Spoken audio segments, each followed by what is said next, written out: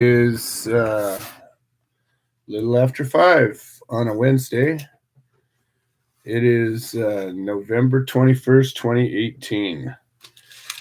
And I'd like to share a special cup of Joe with everybody today. It's the day before Thanksgiving. And this is a day that has got a lot of history with me and the Human Solution. This is a day that I remember a lot for various reasons, and I'll explain some of those reasons as the show goes on. This day in 2011, I was getting ready to start my trial of my then third felony case. I was facing, at the time, 14 felonies for the charge of selling a plant. And that's not an exaggeration. That's not a stretch. It's not a yarn. It's the truth. 14 counts of sales of a controlled substance were my charges. That I think in the beginning they had, 28 charges or something like that, but they dropped a lot of them because they didn't have a case.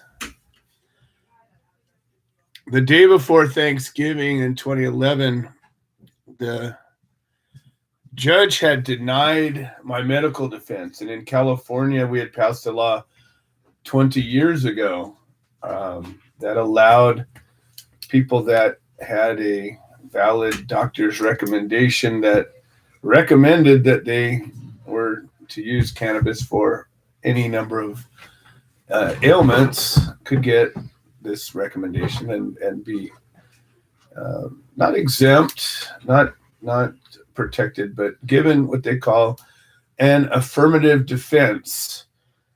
And so many people have it wrong about how these laws work, and I want to talk about that a little bit today because it certainly affected me. So in California, where we started the whole medical thing back in 1996, the authors of this law did a great job, in my opinion, by making it very broad and very loosely defined as to what this meant.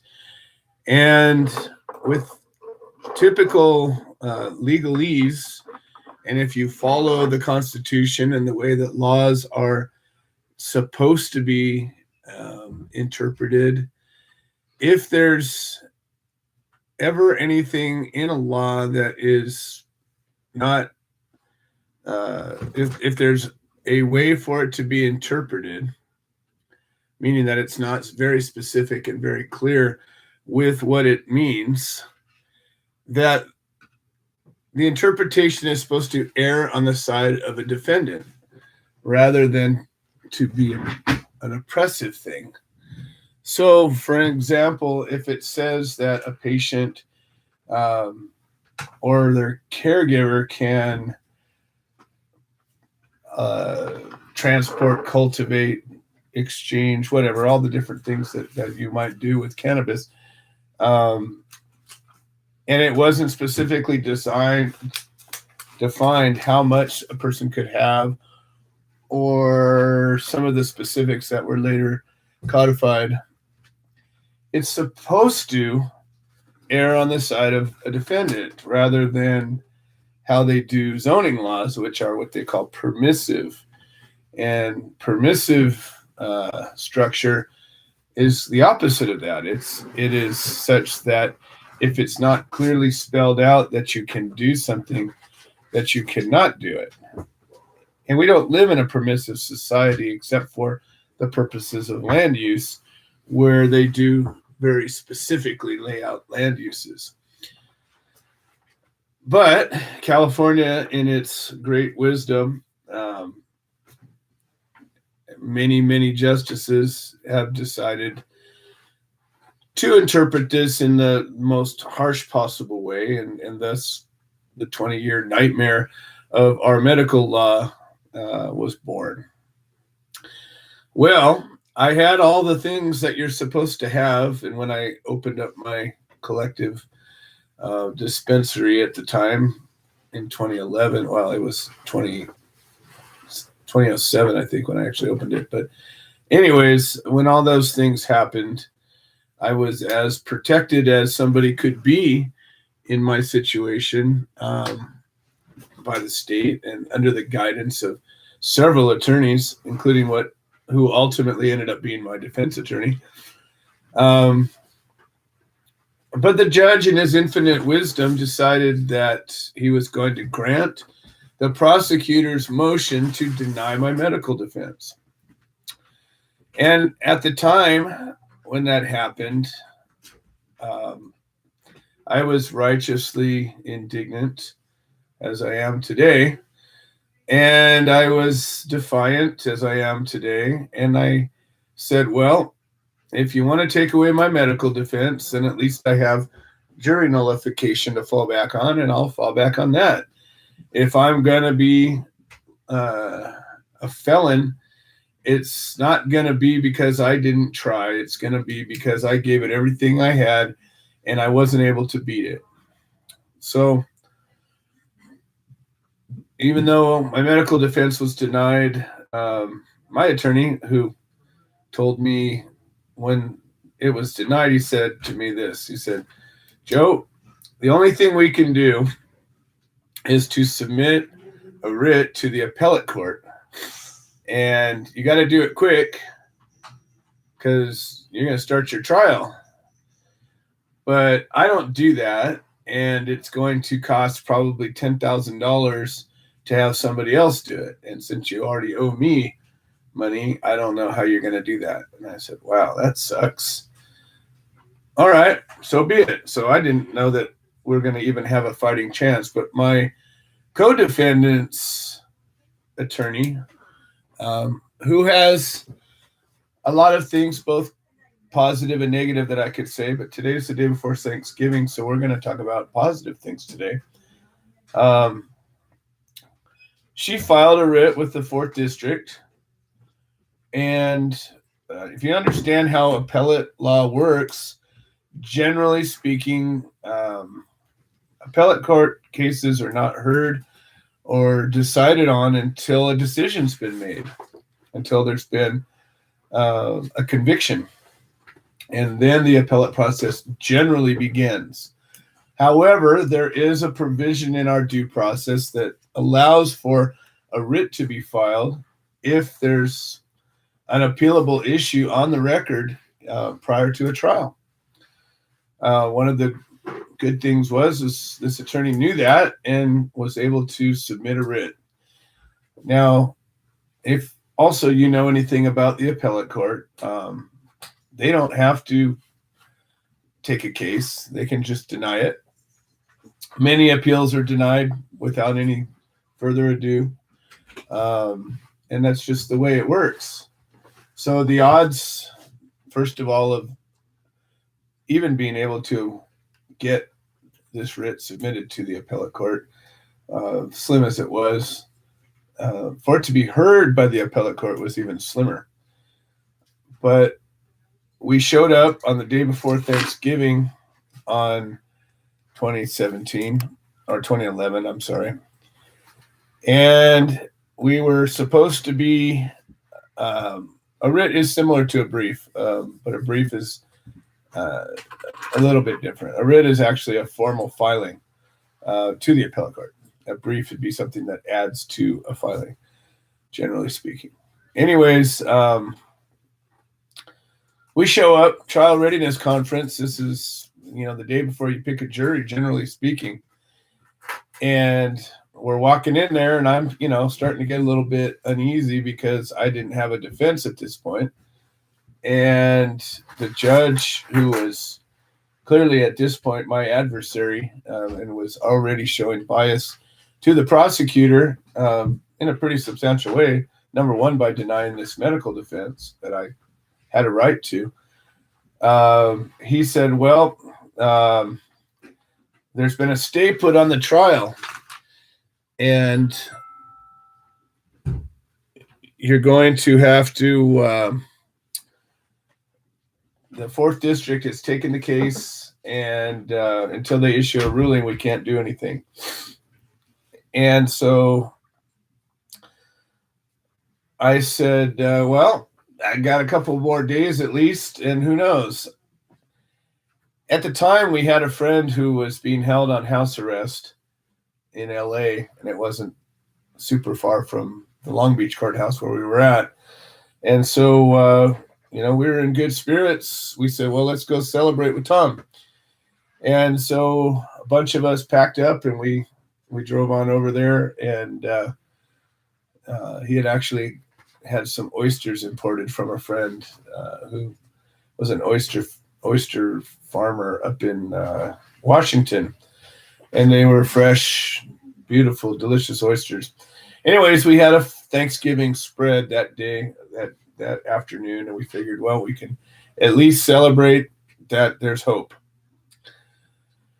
Well, about halfway through this meal, I got a call from my co-defendant's attorney, and she said, they give you your defense. And I couldn't have been happier. So that was a huge celebration. At the time, we were doing an open house Thanksgiving that we did for almost 20 years. And yeah, for 20 years, we had, anywhere between 20 and probably 100 people come to our place. And, we had this big, long patio that we'd lay tables out. And sometimes, I don't know, I think we had 8 or 9 tables all laid up. And we had this giant spread, and in good times and in bad. We had some sad times that happened around Thanksgiving a couple of times, but more often than not, everybody came together and had an amazing experience. But I remember this Thanksgiving in particular because we were hopeful. We had one Thanksgiving to spend together before this trial, and share an amazing meal with amazing friends, and I have some great memories of that. But that's just a testament to, a law. And people think a law is the answer. A law, we passed a law, we need to have a law. And I want to talk about these laws. We keep talking about, we got to get signatures, we got to get a petition, we got to get a law passed. I've been studying history pretty ardently for the last several months. And part of what I'm doing is trying to learn from history, because they say if we don't learn from it, we're destined and doomed to repeat it. And if you look back on the history of humanity, it's a pretty bloody, awful thing, more than it's a good and blessed thing. People throughout all of history have been brutal, have been cruel, have been barbarous, have been savage in our growth as a society. And even after, some of the great democracies of Greece and whatnot, and we've come forward, and the Magna Carta was signed, and all this amazing progress. At the same time, we had practices of slavery that were some of the most brutal practices by so-called civilization and civilized people. And I'm studying this history from multitude of perspectives. Some pretty classic textbook type things. One, I've got a book that I'm reading called The People's History of America, and it's told from the point of view of the defeated. And if you know anything about history, it's generally told from the point of view of the victor. And if you know anything about history, it's a series of battles and coups and overthrows of governments and rises to power and rebellions and revolutions. And generally speaking, if you look at history, those are the things they talk about. And so I think to myself, well, what are we trying to do?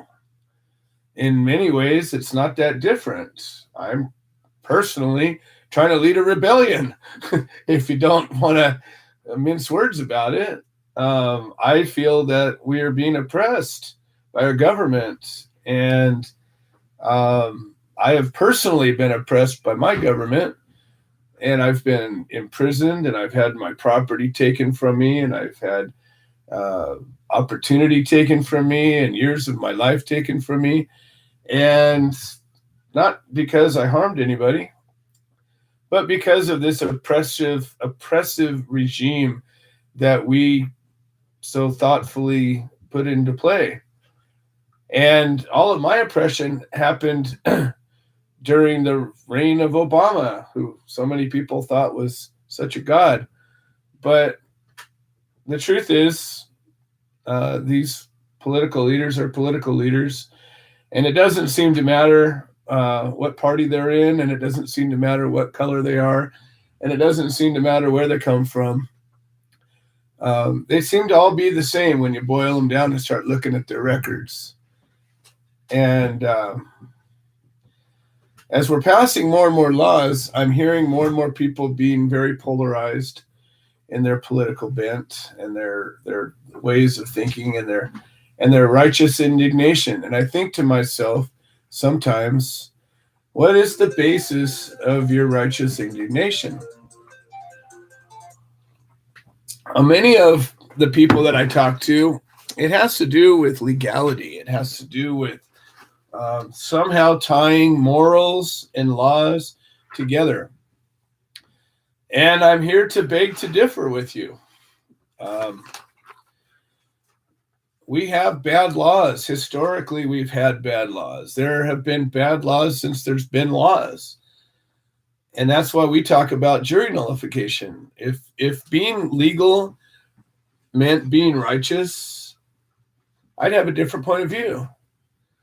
If a law that was passed was automatically good because it was passed, I would have a different point of view. But if you go back in history and you start looking at laws, part of what I'm studying right now are the slave rebellions, because they don't tell you a whole lot about that in history, but there's record of it.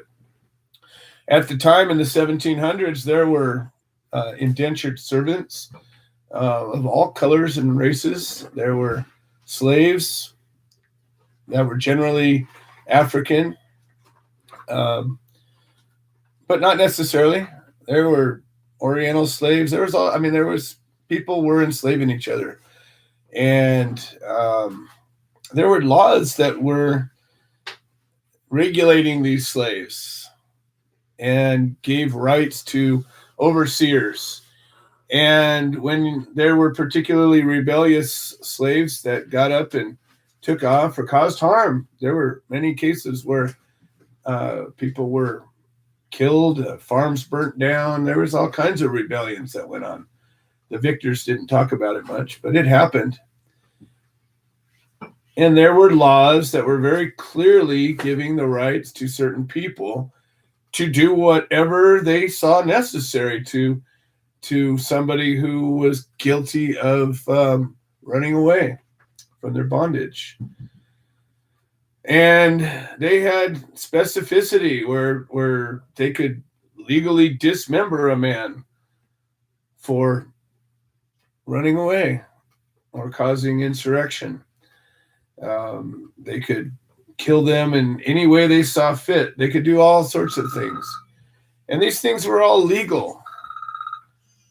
And speaking of slavery, this is Craig Cecil calling from Terre Haute, Indiana. You have a prepaid call. You will not be charged for this call. And we're going to see what Craig has to say. An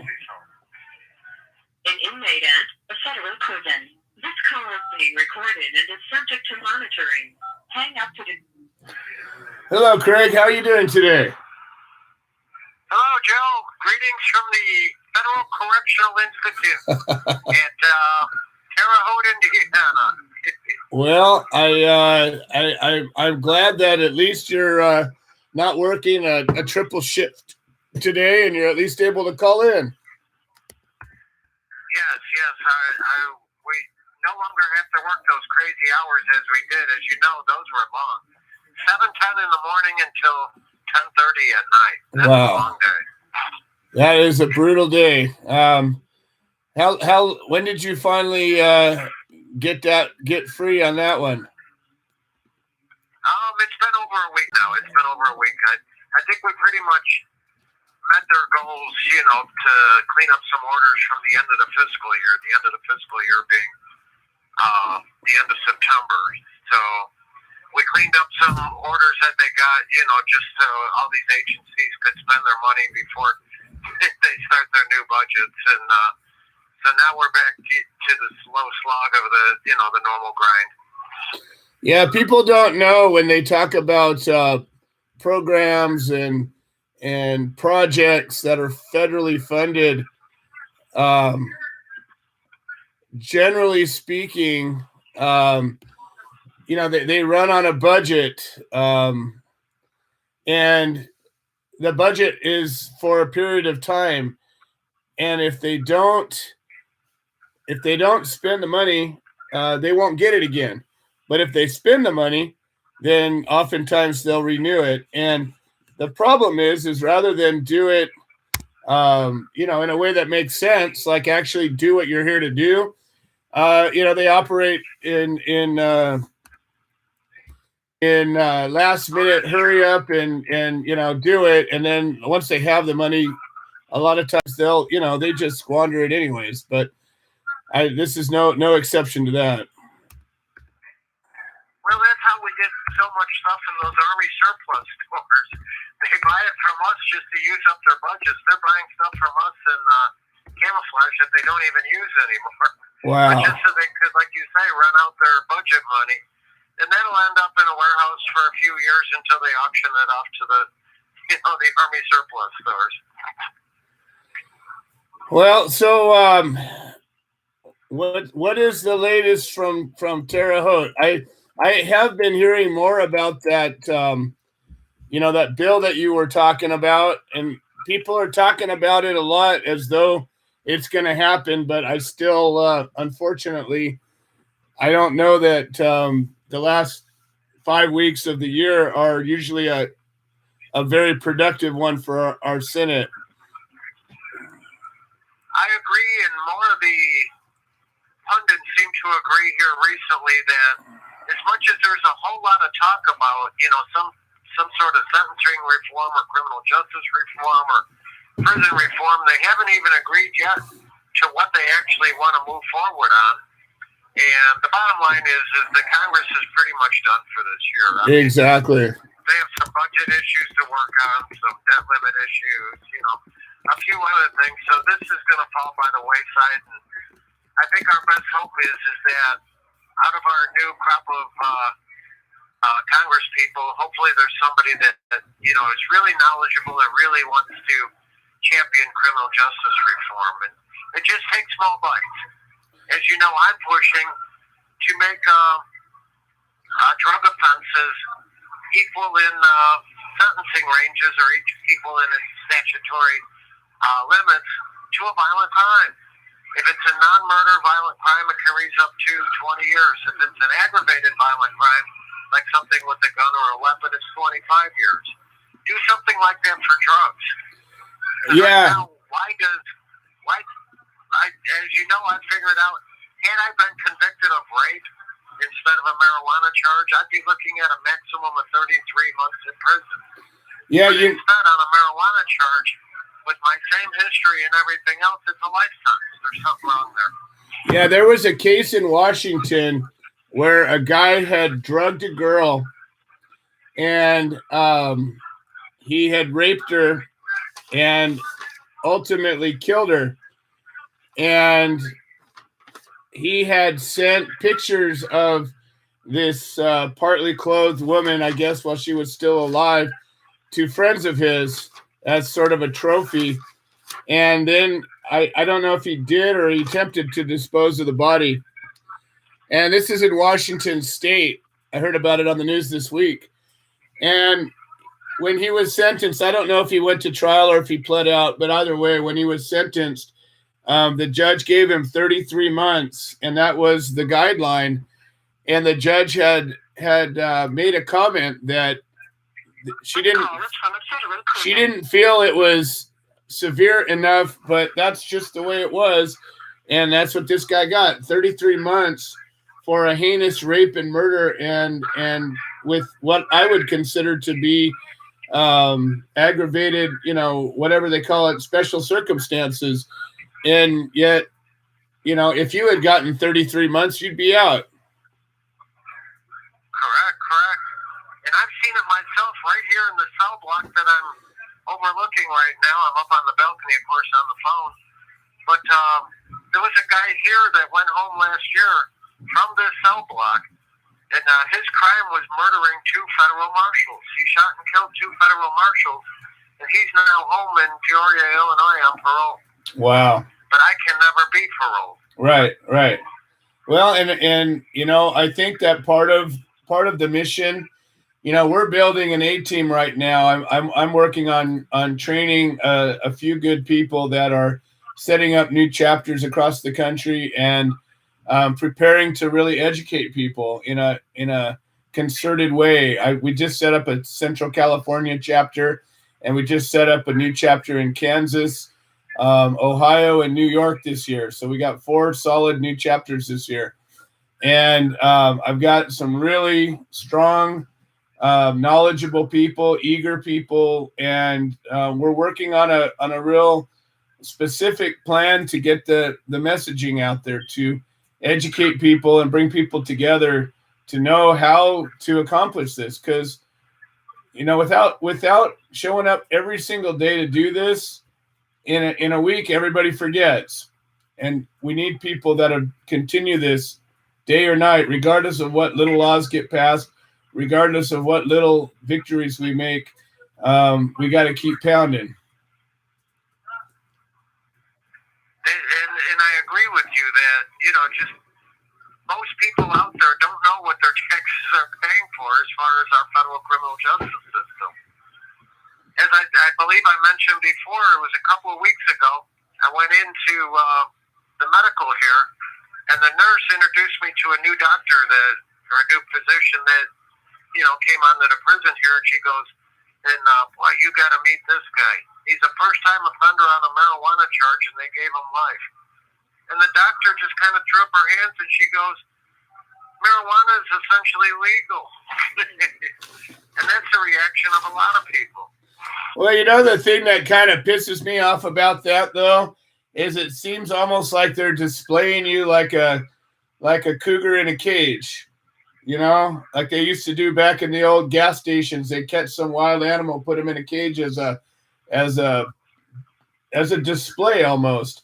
They talk about it as though, does anybody walk away with enough outrage to get out there and do something, or do they just shake their heads? Oh, yes, but if you think about it, I guess from the standpoint of the prison people, they'd rather have a whole lot of people like me than actual violent criminals. Oh, of course. Absolutely. If I was a prison guard advocate, I'd be saying we need more people just like you. That's exactly it. That would be you're a guard's dream. And they do.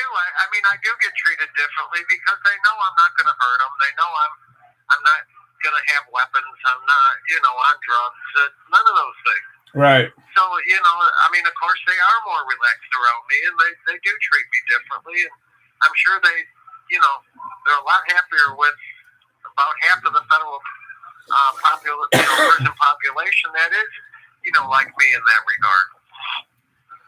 Well, I just wish that we could really. We're making progress, minute by minute, day by day, we're getting one more person. And I know that over time, we're gaining on it. We're having victories. I look back across our history as a group, and we've got, a lot of victories, and that number just keeps growing. But meanwhile, I keep hearing about more people being locked up and more people that are still locked up, and more and more cases come to my attention. I don't know that there are statistically more cases happening than there were before, but I know that it hasn't stopped, and I know that people are still getting locked up, and I know that the population of nonviolent drug offenders hasn't gone dramatically down. So I think that just needs to change.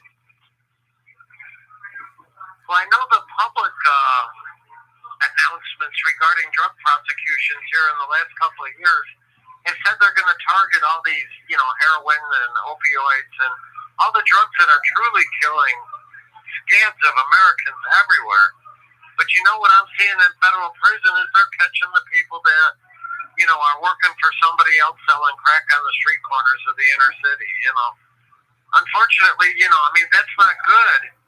But they're giving those people 30-year sentences. They're tying up all the law enforcement people. And really, they didn't hurt anybody. These are actually fairly minor crimes, but they're giving them, huge attention and spending huge amounts of federal dollars to prosecute them, and not the people that are, putting all kinds of heroin out there and, the prescription opioids that are killing tons of people. Oh, yeah. So hopefully they actually follow through on what what they put in the media. Well, they got El Chapo in the defendant's chair, so they got something at least. Yes. Although I wouldn't want to be a jury on his case. I don't think any of those jurors are going to live very long. No. Unfortunately, I've seen some pushback here recently in This call is from a federal prison. But there seems to be pushback more and more against the tide of people that are pushing for decriminalization. I've seen a whole bunch of push of people saying that marijuana is really not, a good treatment for opioid addiction.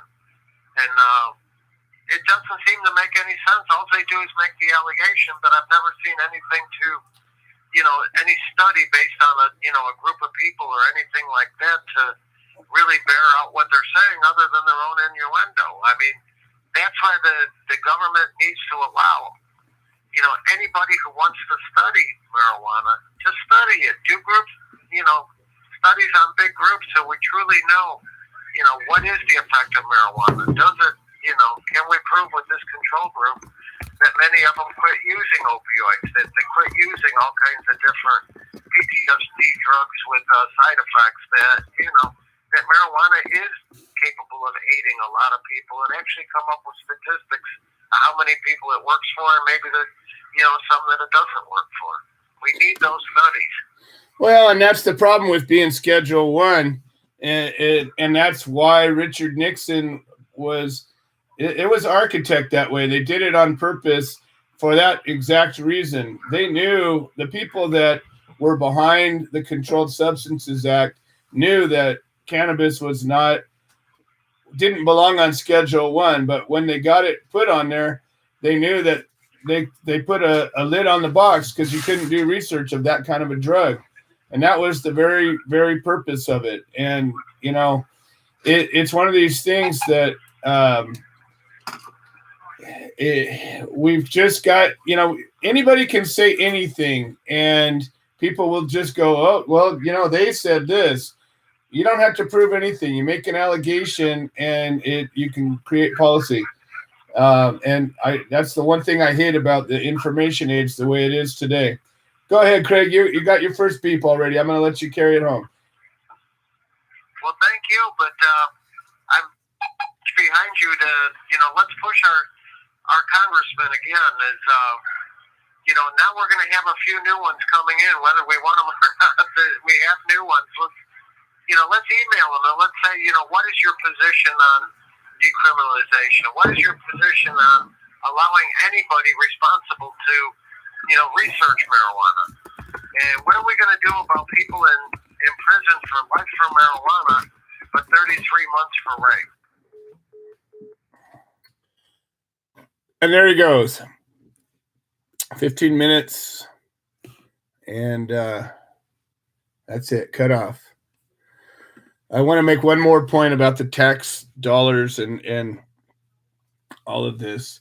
In California, midterm elections, there was a huge change in the guard. Well, yes and no. I mean, but it's all Democrat now. Every representative, and we just got through. We're not done yet, but we're finishing up a giant wildfire, and that was pretty much determined. It was started because Edison doesn't have their wires protected, and when the winds get blowing hard, they can spark.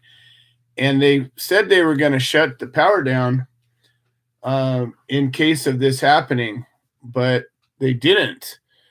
And it's not really being disputed that they're the primary cause of these fires that just destroyed a whole town, 7,000 buildings, over 70 people killed.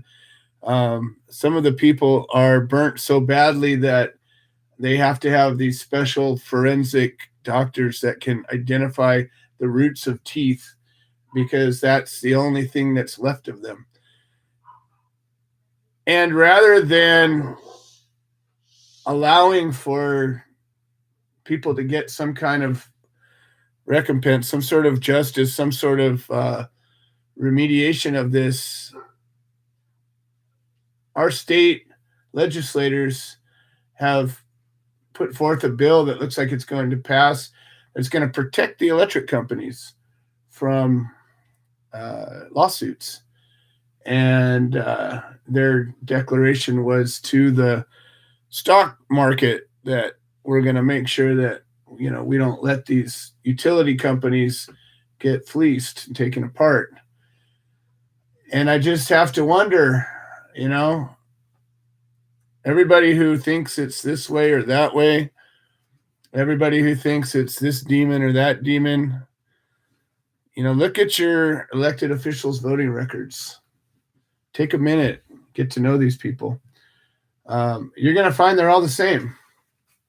How much money did the electric company have to throw down to get themselves protected by state legislators when they were the cause of such a horrific calamity, an event that could have been prevented? It didn't have to happen that way had they done what they said. And I'm not, saying electric companies are a big demon. I know that they're certainly corrupt, and I know that they take advantage of situations, and I know that make a lot of money from providing a service that we don't have a choice of where we get it from unless we want to go off the grid, which some people do, and good for them. But most people don't have the wherewithal, the gumption, and the knowledge to do that. And so if you want electricity, which pretty much most of us do, you have one company to choose from. And they get to tell you how much you pay for your electricity. And they can raise it as needed, lower it as needed, turn it off when they feel like it. And yet, when they're the cause of a disaster, probably the worst disaster in California history regarding fires, maybe not the biggest fire, but the most deadly, they're the first ones to be protected. And you can thank your elected officials and your tax dollars for that happening. I can't imagine what it would be like to be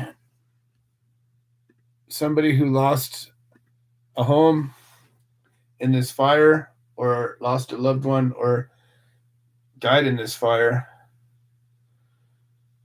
I apologize. It wasn't Edison, but the utility, Pacific Gas and Electric. PG&E. Yeah. I wasn't being specific to the company, just to the entity of a utility. I I couldn't imagine what it would be like for somebody who lost everything.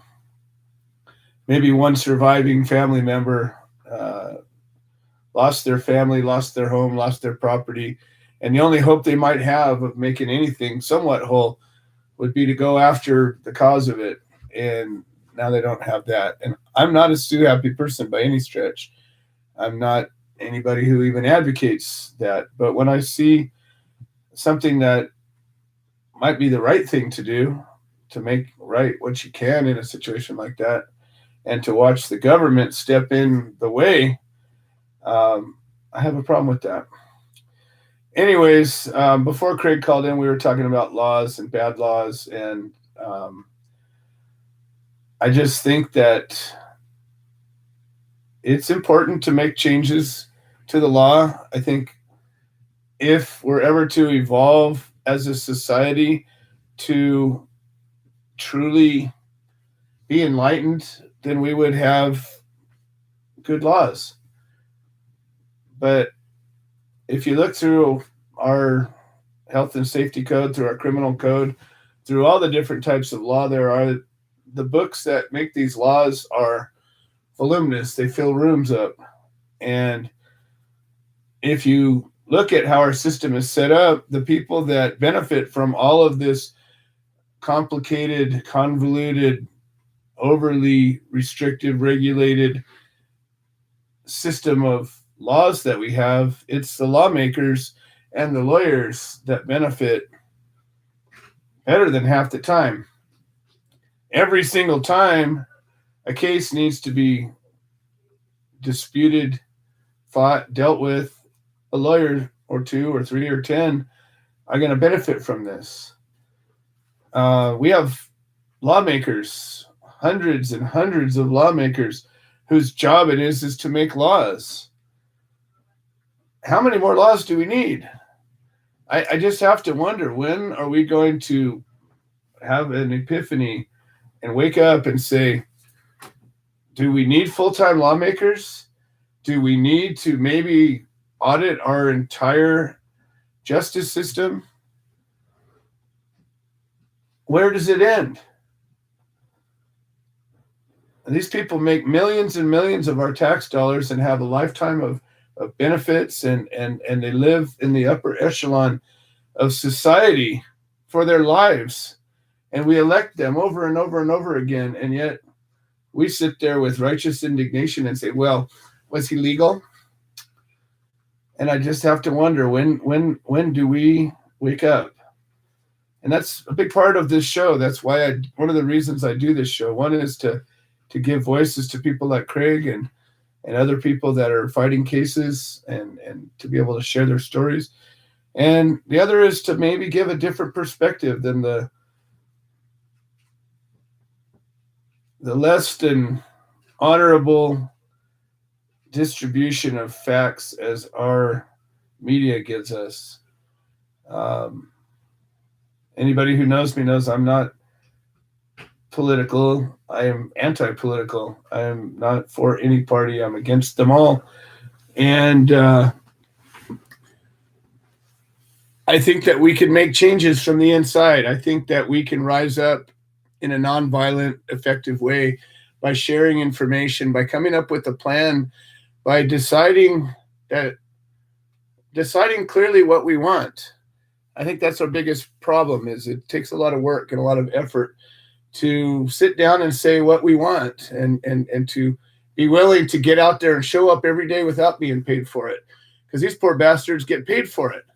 It's easy to show up to work and be a politician. Not that it's an easy job to be a politician, but it's a lot easier when you draw a salary and you have benefits and pretty good way of life. It's a lot harder to get out there on your own time, on your own dime, on your own back, and stand up and try to make a difference. And that's what I'm advocating for. I'm advocating for us to stand up and own the power that we have as a citizen of this country. I believe we have a great country. I truly do. I believe that this is the greatest country that ever was. And you don't agree with me, that's fine. That's one of the things that makes this country great. You can disagree with me, okay? But it's not great because of the government we have in place today. It's certainly not great because of the negative things that we've done to get here. It's great in spite of all those things. And I think that if you get down to the core, some of the fundamental things that we do have are things that other countries don't have. And we have a place that if you have it inside you to succeed, you can. I just recently heard a very outline version of Maya Angelou's story. And you want to talk about somebody who rose up just out of the sheer will and brilliance of her own self. She underwent all kinds of horrors and lived a life that most people would never get out of. Most people, with given her situation, would have ended up drug addicted and dead before they were 25 years old. But she didn't.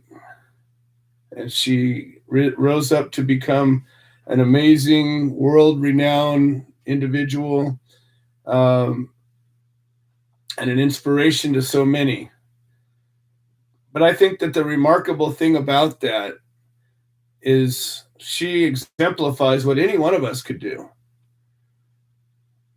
From wherever we're at, from whatever we're dealing with, whatever we're oppressed with, whatever our affliction is, whatever our problem is, we still live in a place where we can overcome these things. And it isn't easy. It isn't fair.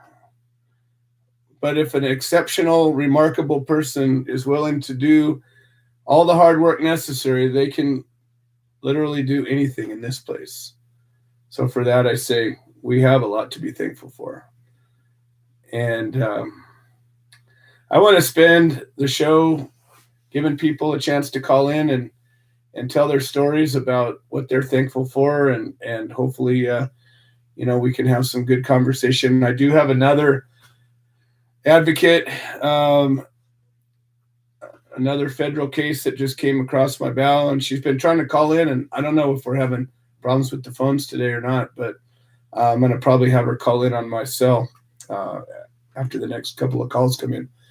But if you want to call in, share your story with us tonight, just pick up your phone and dial 646-929-2495.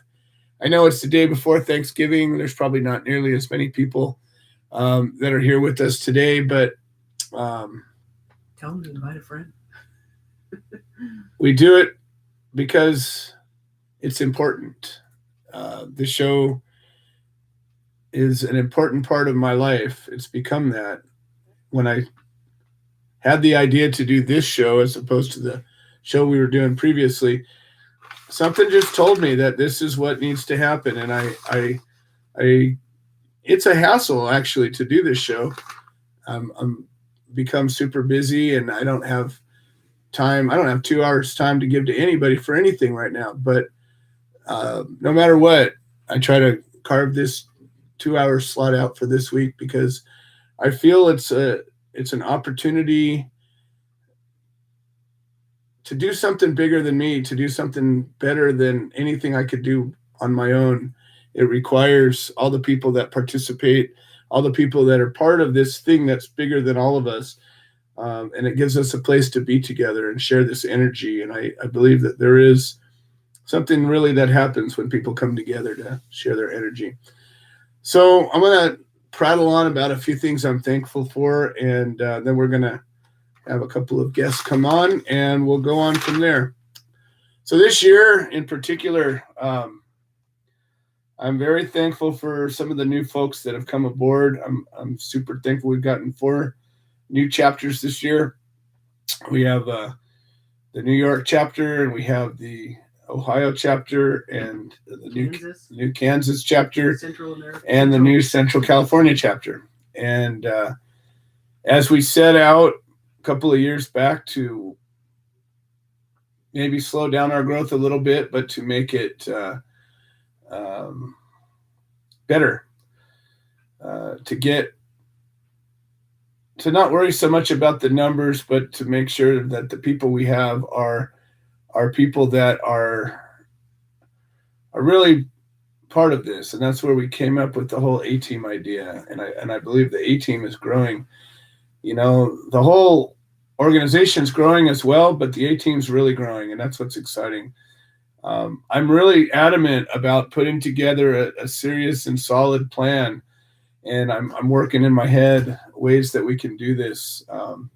The first piece of this plan, I'm one person left. Mary, I love you. I'm thankful for you. This is going out to Mary, our non-compliant screener. Yay, Mary. But she is non-compliant, and we decided as a leadership team that we were all going to put together a little couple-minute video, so that people could get to know who the board is, who the leadership is. I'm right here. Yay! Yay! And you are non-compliant. On my iPad, and I just don't know how to get it off there. I thought of just as a joke of just putting the iPad in one of those flat rate boxes at UPS and sending it to Becca. They can look at me that talks. She can get it off of there. It's in my iPad. What am I going to do? You need a youngster. Don't you have a youngster in your life? Oh, I've given up all the old ones. I've given up all the young ones. I'm working on the ones in the middle right now, so I'm talking directly to you, Joe. And the rest of you. Well, I tell you what, if you were to do that. That's my dilemma. I'm going back behind the scenes. Okay, no problem. Anyways, I had pretty much figured that was the case, but at the end of the day, Mary, you can even do a Facebook live stream and save it, and then we can take that. If you're able to log on to Facebook, just do a live stream of yourself, and then that can be saved, and we can take that and upload it. I'm not a religious gal, but I gave up Facebook for Lent. I know. I've been trying to do that too, but that's a tool that you could use it for. Well, I went cold turkey all this time. I don't want to give up all the gain I've made. Oh, I understand. They have out there in the forest around no connectivity. You know, I totally understand. Well, we'll get through I'll it. figure it out. I'm a can-do gal. I know you are, and we will figure it out. So knowing that you've done it, I can cross that off my list of bugging you for it. We just got to get it from you. So not a problem. Yes. So the next step is, folks, if you go to the website and you look on the Meet the Team page, you'll see a bunch of videos, and it's the current leadership team. And if they're not all on there, they'll all be on there soon. And it just puts a face to the people that are behind the scenes. But the next step I want is all of the rising leaders, the chapter coordinators, all the people. I don't know. Is this Craig again? Let's see what's up. Maybe it's that gal. Hello.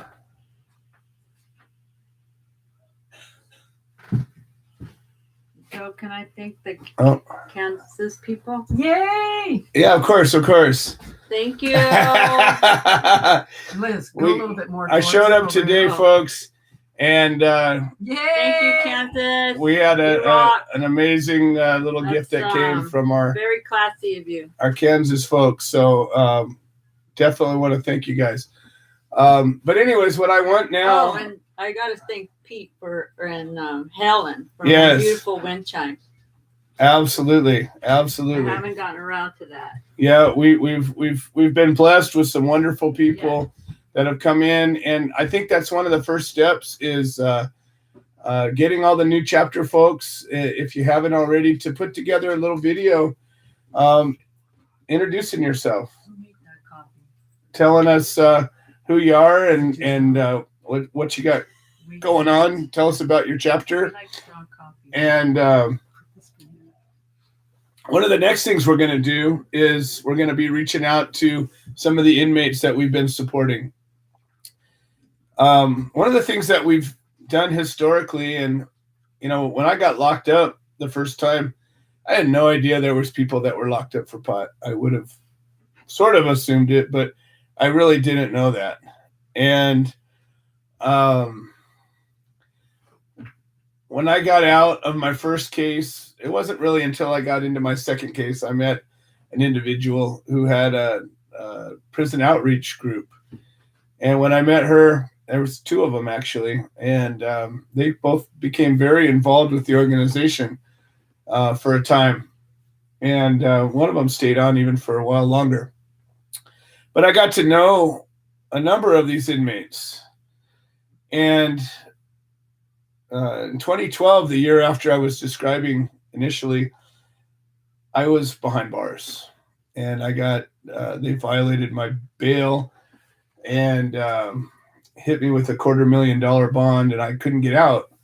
So while I was trying to fight my case prior to trial, while the prosecution was appealing my overturned conviction, I was languishing in the Twin Towers.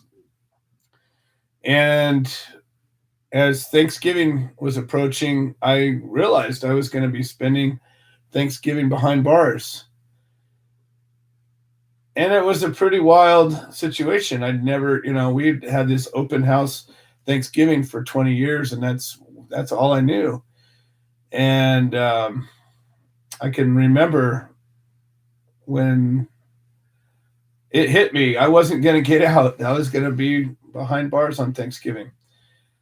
And I told everybody that I said, well, keep going, don't slow down on my account.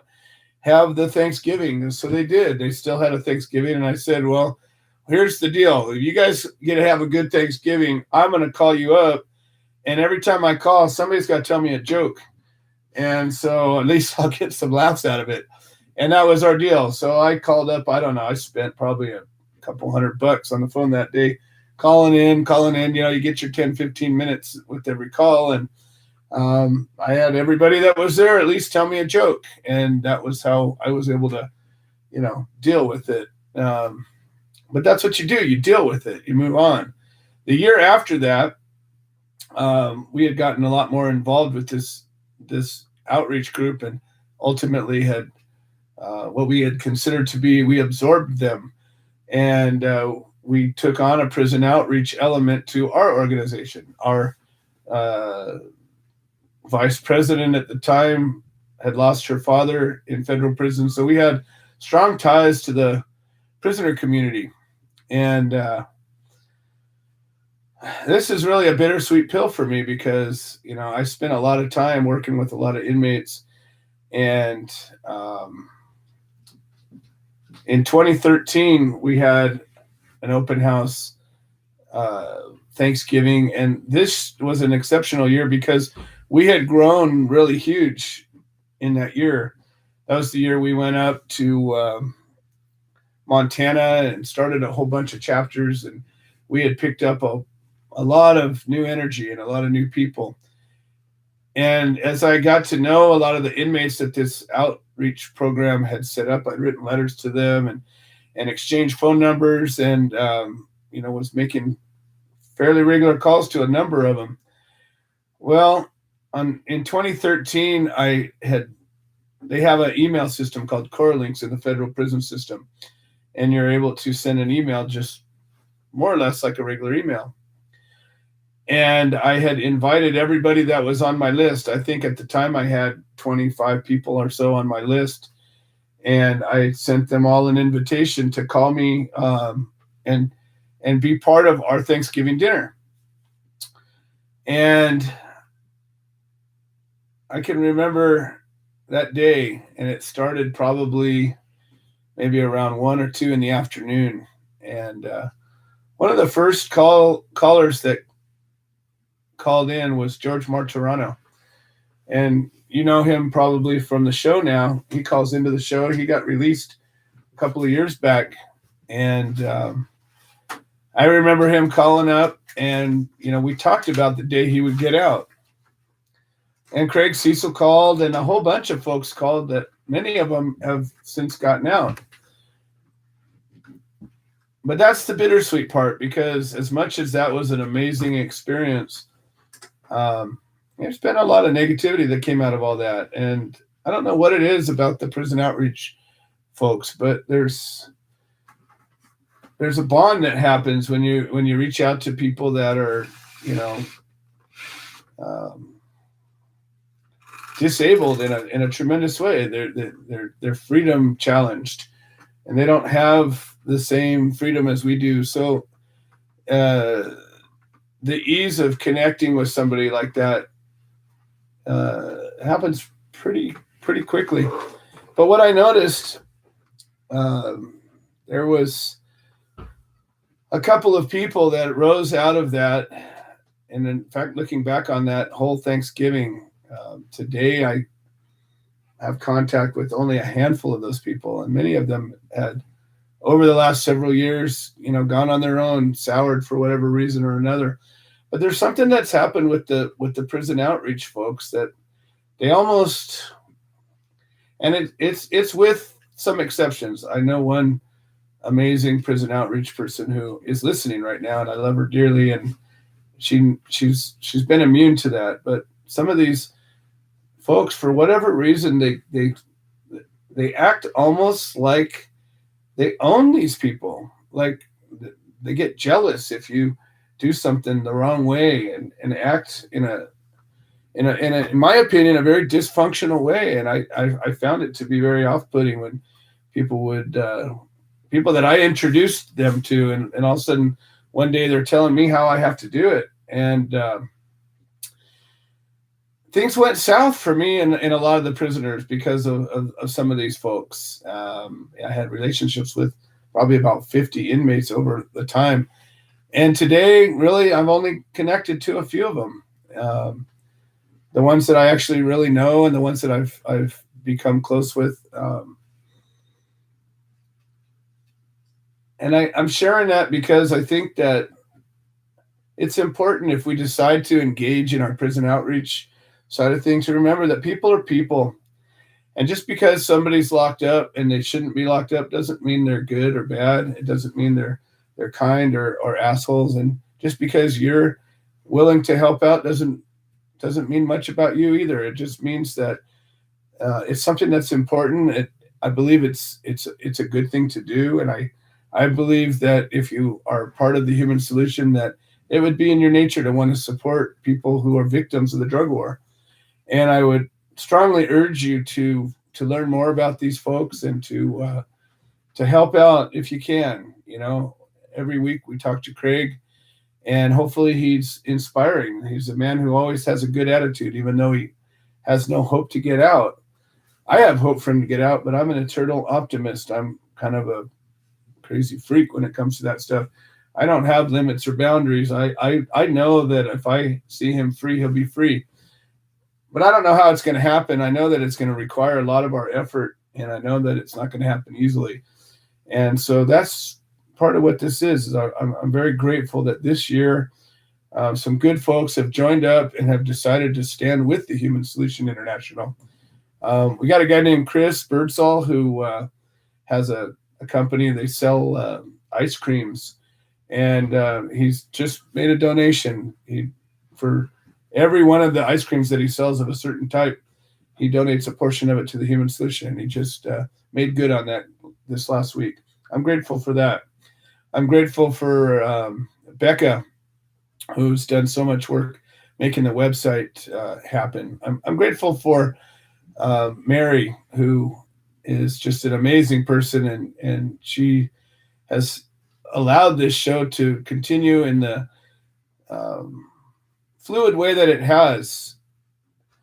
If you listen to some of these old episodes, you never know that sometimes we come sliding into home at the very last second, or sometimes we don't have a screener for a little while, but between Becca and Mary, usually one of the two will make sure and come through. It seems that it just always works because I think it's important. And Mary offers a depth to our organization that's important because of her experience that she has and the things she's overcome. She has an exceptional outlook on life, and I can't think anything but the most grateful about that, because I strongly believe that our outlook is instrumental in our outcome.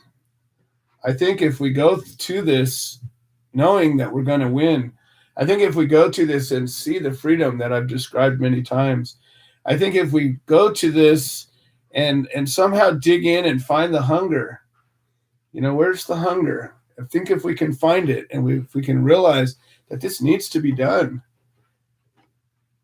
and if we really grasp the fact that there are people that are locked up in prison, the same place that violent, horrible people are at, and these people did no wrong. These people didn't harm anybody. These people truly don't belong there.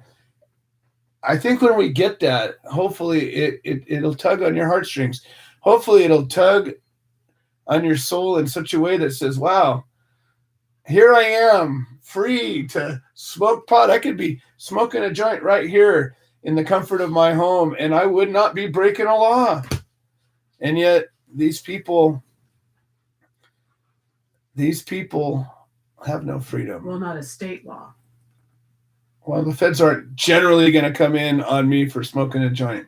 Generally, they might come in on me for being who I am, but generally they're not going to come in on you for smoking a joint. And there's people in state prison that are there for smoking pot, even though we have freedom, so they say. So I'm very, very, very grateful today, maybe in a way that I've not quite been for a while, because I feel that we have the tools today to really push forward in a way that we haven't. I'm grateful for Tom Corby, a lion of a man who I met in 2013 in person at 2:00 in the morning at a little diner in Oroville, California, while we were 6 days weary on a bus. And Tom invited the whole motley crew into his house, said, come on in, we'll put you up.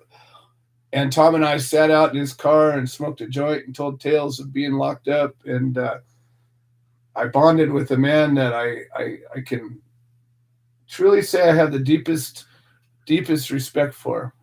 He's a man that I don't know that I would be able to do what I do the way I do it if I didn't know he was there with me.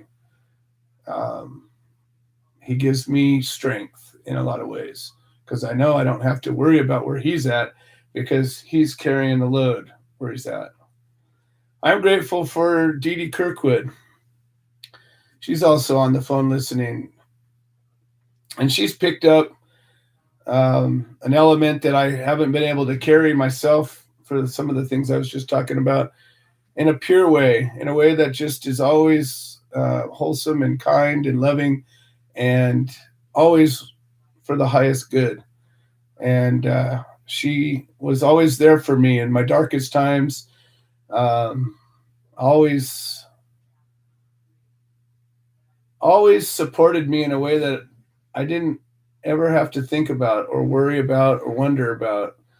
And a couple of times she helped me out in a way that I didn't expect, and literally helped give me a breath of air when I couldn't breathe. And I always know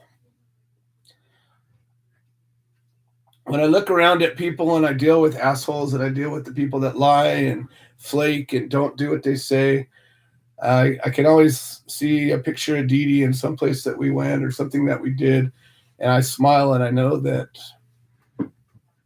humanity is worth it.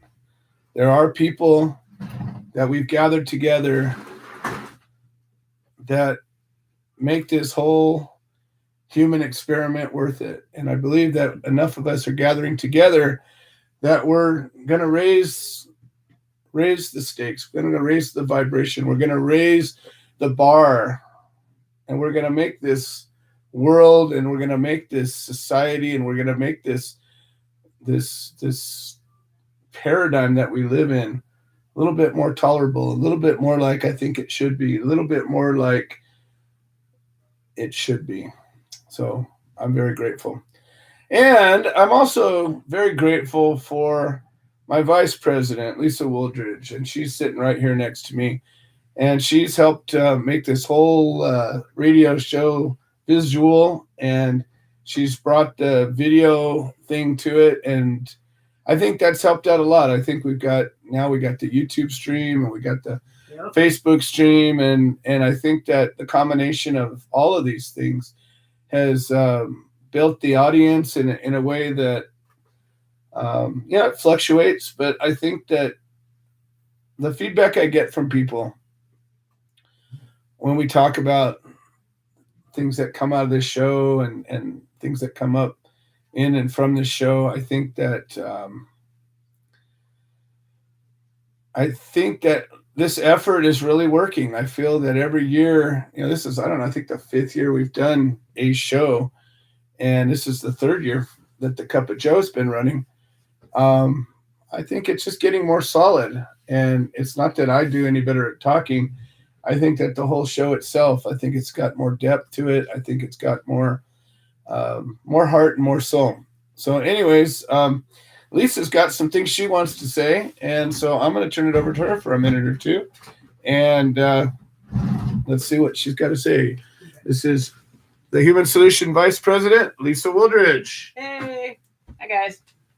Okay, so I've got a couple of things to say. The reason that I'm here is because in don't want to show you that yet. In 2012, I was diagnosed with what's called inflammatory breast cancer. Inflammatory breast cancer is nothing, as no cancer is anything to mess around with, but inflammatory breast cancer literally starts in the lymph system. As part of that, I had, these are not real, so I had those removed. I wear this because I have a condition called lymphedema. And just as a side note, when you have lymphedema, what they prescribe for you is tramadol, gabapentin, and Lyrica. It's okay. So as you've probably been looking lately, the gabapentin has reached some real bad press with it being in the same classification as the opioids. So I'm here because I use the plant medicine. I use the plant medicine because I did chemo, I did surgery, and I had radiation. And the radiation was so bad and so painful that I wanted to use something besides the big, what I like to refer to as small p, capital HARM, small a. In other words, P-HARMA medications. I didn't want to take all that, and I was really severely burned. When I started talking about cannabis and rediscovering it, because I'll be 60 in March. When I was rediscovering it, because I'd used it back in the 70s, I was informed that it's possible that it kills cancer cells. Notice I smile when I say possible. Yay! And that's Corinne. We love Corinne. See, she's wearing her shirt. So when I discovered that it's possible that it could kill cancer cells via an action called apoptosis, which is programmed cellular death, I'm like, sign me up for that program.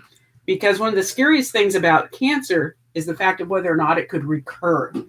So if I'm careful what I eat, if I use my cannabis and it can go and find these rogue cells that may exist, it's possible that I could live longer. And that's why I'm here.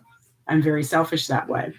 So I have a couple of things that I want to kind of share with you guys.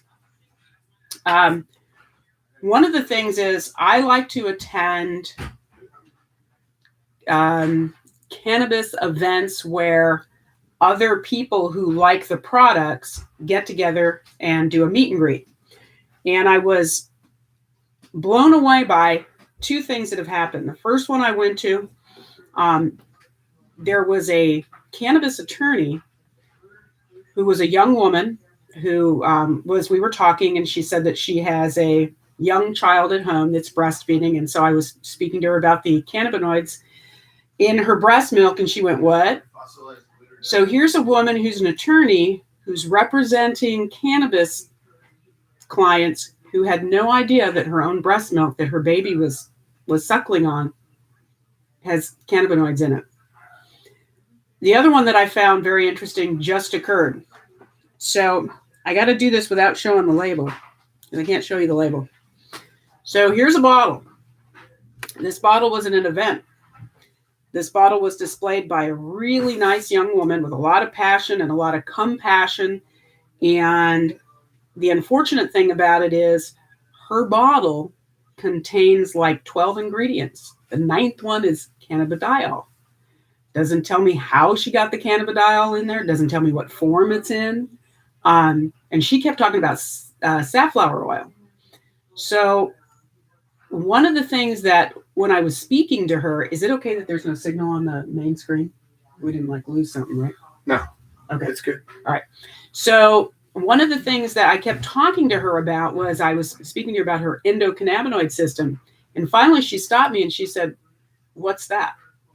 So here's a wonderful young soul making a product that literally had no idea she has an endocannabinoid system, or that any of us do. So it behooves all of us to educate ourselves and educate all those other people that we know. We have to do that. Perhaps that's part and parcel of why this isn't working. People aren't sharing. Don't be afraid. It's not like it's a political thing here, folks. It's a healing medicine. Feel free to open your mouth. We've got to. Maybe you're sitting next to a family member tomorrow around the table that really needs to know about this medicine. It's up to you, and I'm challenging you to share it. Be brave, be bold, save a life, save your own, help me save mine. The other thing I want to talk about is we are actually all, if we're not using cannabis currently, we are endocannabinoid deficient, which means that our systems are severely lacking an essential nutrient. It used to be in our food supply. It no longer is. And so perhaps that's why there's a lot of anger and hostility, is because the system, the body system, is just not working properly. The last thing I want to add is I watched a movie that blew me away. And what the movie talked about was it's called Stink, and it's on Netflix. And it's a little slow as it starts, but when it gets into the meat of it, if you want to talk about a swamp, the swamp is with the American Chemical Association. I have never heard any more vile rhetoric and doublespeak and BS than that comes out of the mouths of these people. You owe it to yourself and your family and the entire humankind to watch this movie and the knowledge that it's going to share with you. There is a term called precautionary practice. The United States of America does not use precautionary practice. Precautionary practice says that if we all wear a seatbelt, we are going to prevent possibly ourselves from being involved in an accident, possibly losing our lives. They literally do not use, and they fight, this big chemical association fights this precautionary practice. The FDA is only food and drug. They do not do the chemicals that you clean your home with. They don't do the chemicals that you put on your face as makeup. They literally can put toxic waste in there, and if they label it as fragrance, they don't have to tell you what's in it because it's proprietary. So it's okay to use bleach. It's okay to put flame retardant in children's pajamas, and they don't even have to tell you that it's toxic, that it's in there. They don't have to. That's the law. They don't have to do it. The huge body that we are fighting is the Chemical Association of America, and they have their own set of rules. They are in charge of ConAgra, of tobacco, of all the big industries, of all the big pharma. Precautionary practice. The EU, the European nations, they practice this. They protect their citizens. We do not. We are fighting for this plant. We have to get Craig out. We got to get Lance Glore out, and make your Mama Glore asks for everybody to be aware. They're going to send more pictures to the White House with Lance's picture in them. So be aware of that. Get your pictures in. It's all about the money, folks. Look to the root. The root is that they do not use precautionary practice. People are not paying attention. I'm paying attention. You all need to pay attention. That's why I'm here. That's why I'm doing this. I'm not paid. I'm a volunteer. And I'm doing it because I'm passionate about this plant because of apoptosis. As a cancer survivor, that's what it's all about to me. I want to make sure that I'm here. I want this plant to be available for everybody so that we can all be happy and healthy. Because if we're all happy and healthy, we're not going to be fighting and beating each other up and worried about whether I'm a Democrat and you're a Republican.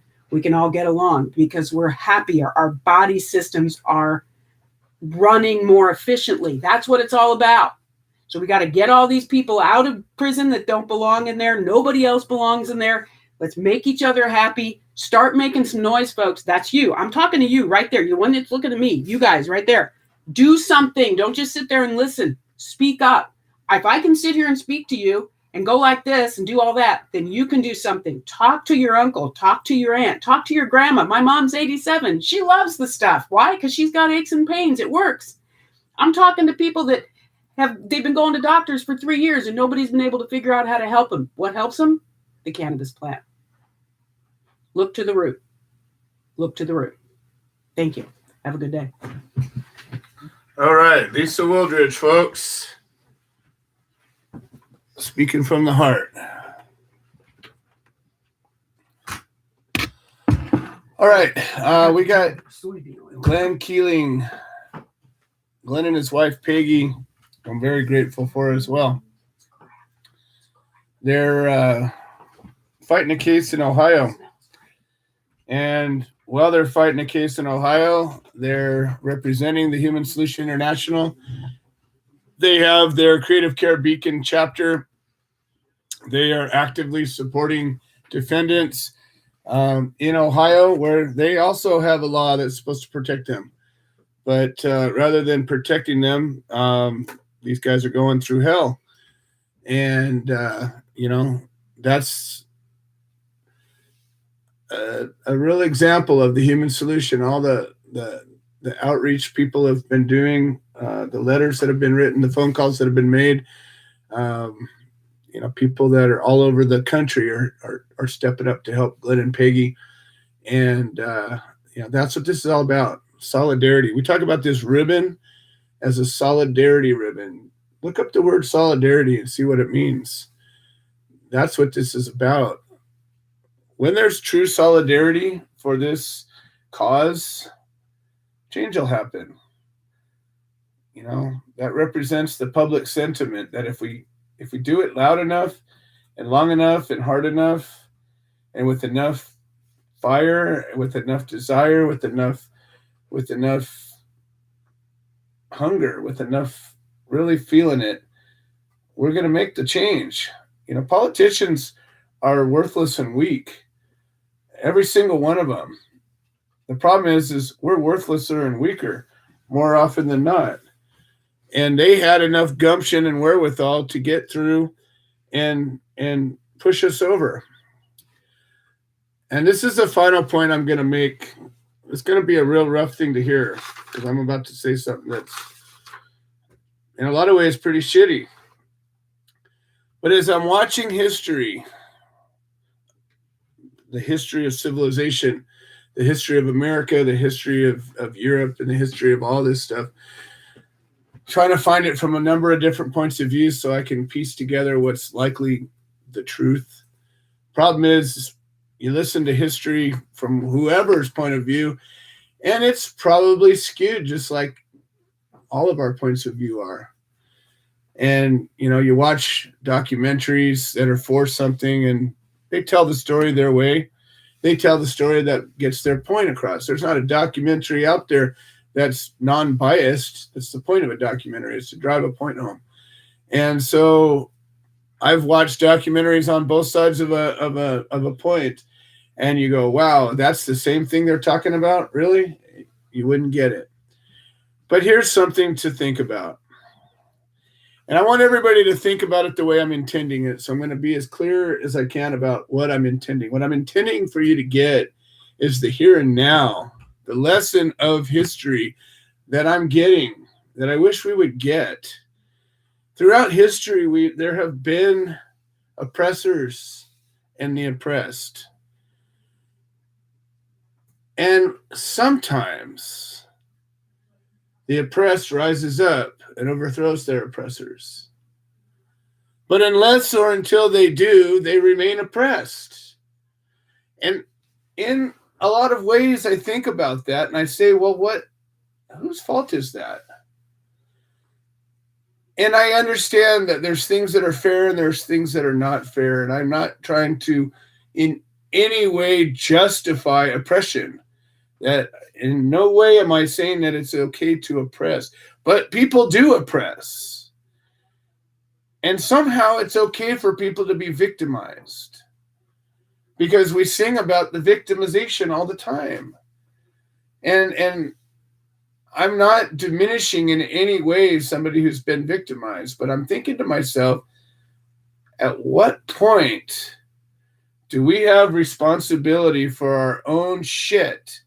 Because I tell you what, if you came into my country and tried to oppress me, you better kill me, because I'm going to keep coming at you until I get what I want, or Like you a do spider kill monkey. me. And that's the deal. But see, I know I'm not alone. I know there's other people that get that. But yet I watch all around. 97% of all these cases are pled out. We don't dig in and fight the way that we could. We don't fight against our own government. We don't fight against those companies that are oppressing us. We listen to the bullshit. We're divided and conquered over and over and over again, and we settle for second best. We settle for third best. We settle for last. And we go, well, but we got something.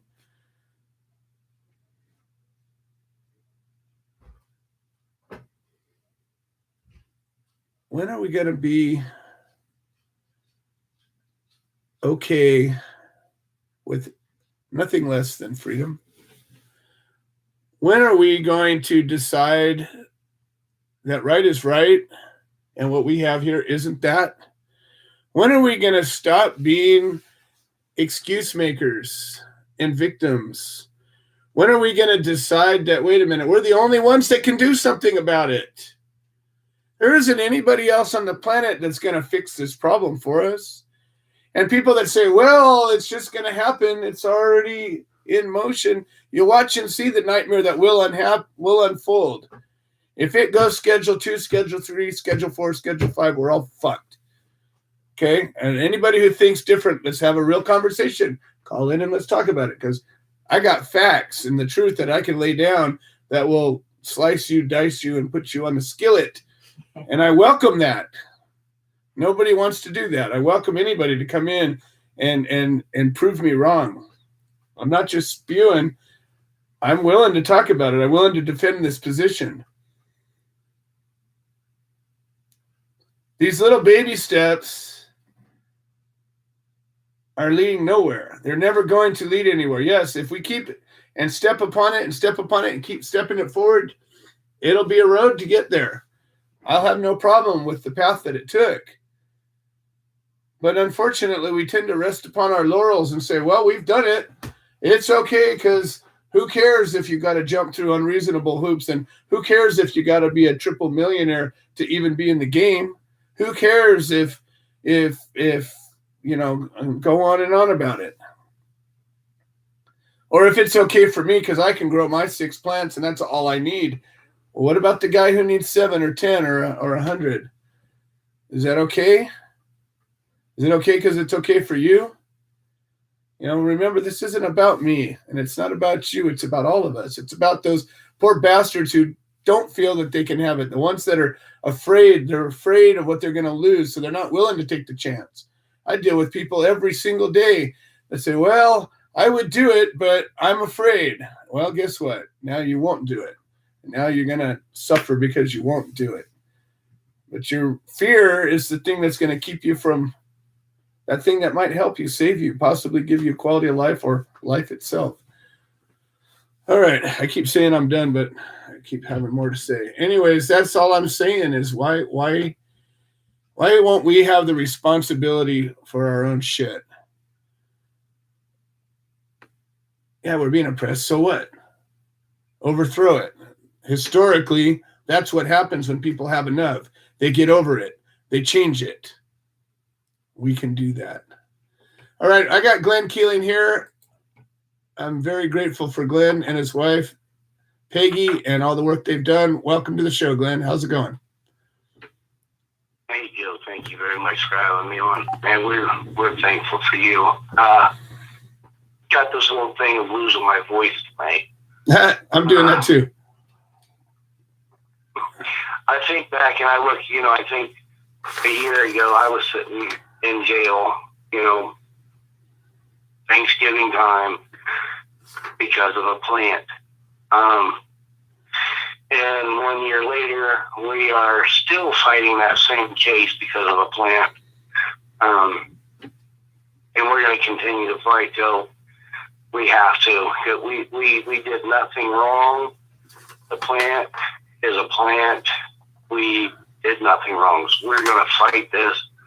We're going to make them, back out of the case. We're going to. All there is to it. There's nothing there. Fuck them. That's all I got to say. Go I'm Glenn. not So taking what- it, we're just going to fight this. What happened today?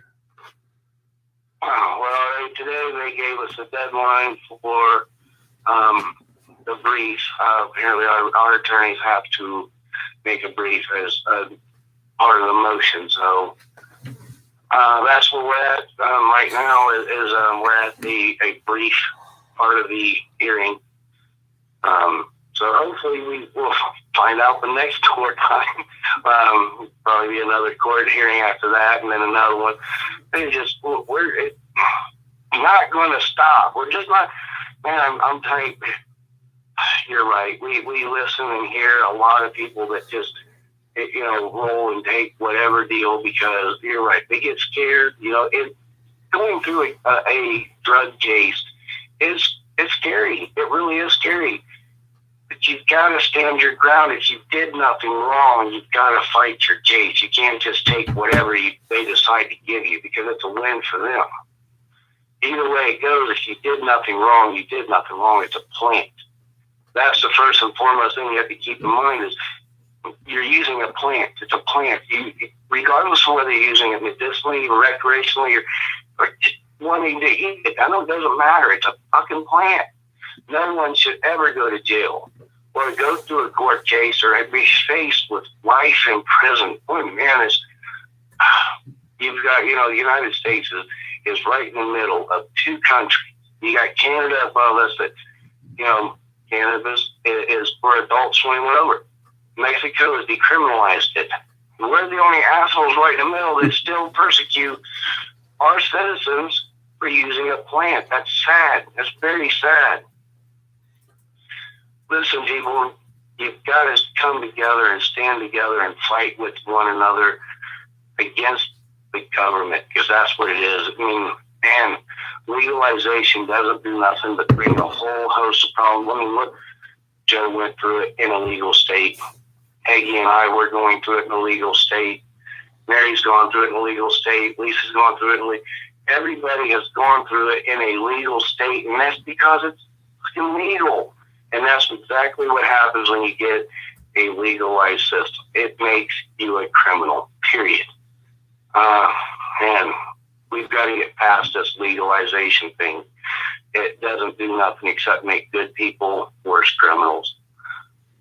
My name is Glenn Keeling. We are the Creative Care Beacon in Ohio, the Human Solution Chapter. You can find us on Facebook, or you can simply just give me a call at 419-863-0498. Excellent. Well, thanks, Glenn, and I hope you and Peggy have a wonderful Thanksgiving. And it's we just keep fighting, and we got a great family here, and we're literally worldwide. We have members all across the world, all across the country, and I feel like there's a stronger unity than we've ever had. So brick by brick, we build this thing. And, at one point there's going to be a critical mass, and we're going to have, we're starting to ally ourselves with other individuals and groups that are, friendly to this and willing to work together. And I'm watching more and more, the egos be set aside one by one. And I think that, we're finally getting that spot where enough people are standing up that people are going, yeah, but maybe I'll do that too. So hopefully we just keep that going. Right on. Well, I just went happy Thanksgiving to you and yours, Joe, and I'm very thankful for the Human Solution Pete and Helen, great people. Very thankful for my wife that stands with me and fights every day. Again, people, reach out. We can't help you unless you want to help yourself. It's so true. It's so true. And that's the key to this. So many people come to this organization and they think somehow that, we got a magic bullet that's going to save them. Well, our magic bullet is just that. It's a bullet. You got to build the gun. You got to cock the trigger back. You got to hold that gun and you got to point it at your target. And yeah, you bet we're a bullet that's going to go and hit the target, but it's an effort and it's a commitment. And if you have it and you're willing to do it, we will stand up, support you, hold you up, teach you, amplify what you got going on and help bring people to you. And that's what it is that we do. So, all right, Glenn and Peggy, well, you guys have the best day tomorrow. And, I look forward to talking to you real soon. Right on, Joe. Thank you very much. All right. Glenn and Peggy Keeling.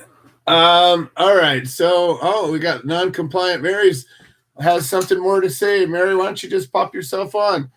And I definitely want to hear what you have to say. Hello there. Here I am again. Yes. Hey, Mary. How are you doing? Hey, doing good. I just had this like a little incoming the other day. I was having just a rough time, and Michael passed me a little bit of Alien OG. So I tried that, and all of a sudden, I could get perspective on all the little moving parts and see what was going on, and I could actually come up with a plan to not only get by it, but get by it well. And I thought, wow, all I needed to do was get out of my way, and all the answers were there. And then I started thinking about how people will have a glass of wine or a beer or a joint or whatever to relax at the end of the day. But then they say, oh, no, got to get back to the real world. And I think there's a psychosis going on there. The real world is not having all the clutter in your mind. The real world is looking at what appears to be obstacles and designing your way through it. The real world is not being so stressed out that you're in your way, creating your own blocks. That's not the real world. That may be the most common use of it at the moment, but I think that the majority of us are psychotic. Really. I couldn't agree with you more. To have walked both sides of that road, and I can just say that I am happy to take something and stand back and enjoy my life, rather than be so stressed. And I spent a lot of my life being stressed. One day I was in here with, and it was a particularly trying day working with contractors and, things that don't go right and things that you even put in a contract so that you can all agree, doesn't turn out to be that way. And so what I did is I just came in here, and I think it was Blue Night that night. And I sat down and I watched some sort of cartoon show about, I don't know, like a Bambi type thing. I have no idea what it was. All I know is that instead of stressing out about something that I really couldn't control at that point, I was able to sit down with someone I adore, enjoy my life, and sit back and come up with a plan that worked.